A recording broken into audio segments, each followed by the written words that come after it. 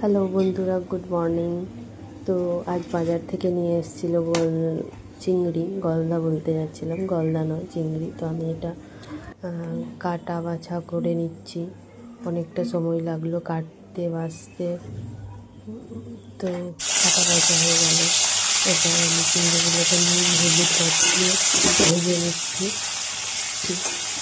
সবগুলো একসাথে ভাজছি না, ধাপে ধাপে কয়েকটা করে দিয়ে ভেজে নিচ্ছি। এবার চলে এলো মশলায় দিয়েছি পেঁয়াজ, আর রসুন, কাঁচা লঙ্কা আর জিরে মশলা, জিরে, হলুদ, কসুরি মেথি, চিনি, নুন এগুলো দিয়েছি। এবার দুধ দিয়ে একটু করে কষিয়ে নিচ্ছি। কষানোর পর এবার পুরো নারকেলের দুধটা দিয়ে দিয়েছি। এবার চিংড়িগুলোও দিয়ে দিচ্ছি, ভাজা চিংড়িগুলো এবার দিয়ে দিচ্ছি। তারপর এটা 5-7 মিনিট একটু ফুটবে।